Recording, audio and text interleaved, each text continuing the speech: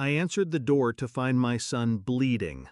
Not crying, not shaking, just bleeding. A small split on his lip, a bruise darkening under his eye. One shoe missing. "I'm sorry," he said, voice too calm for a 13-year-old. "She said to tell you," he swallowed, "if you don't give her half the inheritance, she'll do this again." I didn't speak. I didn't kneel. I didn't even flinch. I just stepped aside and let him in. The silence that followed wasn't empty, it was deafening. Somewhere in that moment, the last piece of the old me died, and something far colder stood in its place. I hadn't seen her in 2 years, not since the divorce, not since the hotel receipts, the perfume on her blouse, the texts she swore were just a joke between friends. She left with her lover, a man 10 years younger, stupid enough to smile in my face once. They moved in together, disappeared into the same city I was trying to forget. And then my father died. 70 million. Stocks, land, trusts with my name on them. I didn't even mourn him properly. I just nodded at the lawyers while my chest hollowed out like a bomb crater. The moment the money hit, they returned. She didn't call, didn't show up politely. She sent him, her new man, to do the damage. To my son, her blood. Her threat wasn't a plea, it was a message. Tell your daddy I want half. As if pain could be negotiated, as if her fists could sign contracts.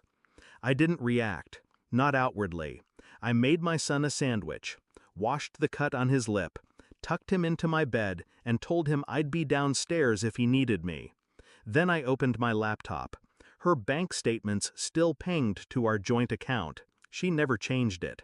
Careless. I traced every transaction.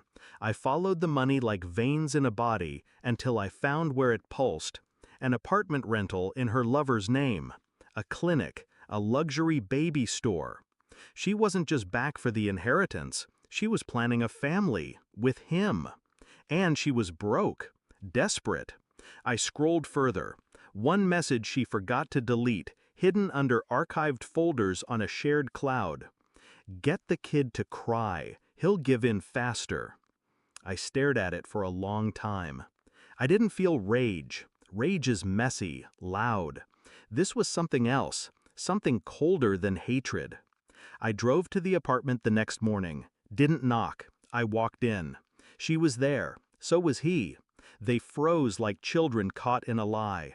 I didn't say a word. I just placed a manila folder on the table and slid it toward her. Inside, a DNA test I ordered last year out of quiet paranoia. My son isn't hers. He's my ex's sister's child, dumped on us after she overdosed. We adopted him. My wife never bonded with him. I kept it quiet, for his sake, for appearances. But now, "You always said he wasn't really yours," I said flatly. Now I know how true that was. She opened the folder, read the report. Her lips parted, but no sound came out. I watched the color drain from her face, watched her lover take a step back from her, then another. The lie shattered between them like glass on tile. "You want half?" I asked her calmly. She nodded, hope flickering behind her panic. I reached into my coat pocket, pulled out a cashier's check, handed it to her lover. "Here, half of what she's worth to me." He looked at the check. $10. She lunged forward. I stepped back. "You think this is a joke?" I didn't answer. Instead, I placed a USB drive on the table beside the folder. All your messages, your plan, the assault, the recordings, forwarded to your employer and Child Protective Services. Her mouth trembled. "You wouldn't?" I looked at her. For the first time, really looked, and saw nothing. "You already did." I turned and walked out. Didn't slam the door, didn't raise my voice. Silence makes people hear themselves louder. She hasn't tried to contact us again. The silence is almost disappointing. Almost. My son asks sometimes if she'll come back. I tell him the truth. She was never really here. I tucked him in last night, kissed his forehead, sat outside his door for a while, listening to his breathing. She thought money was leverage. She thought pain was currency.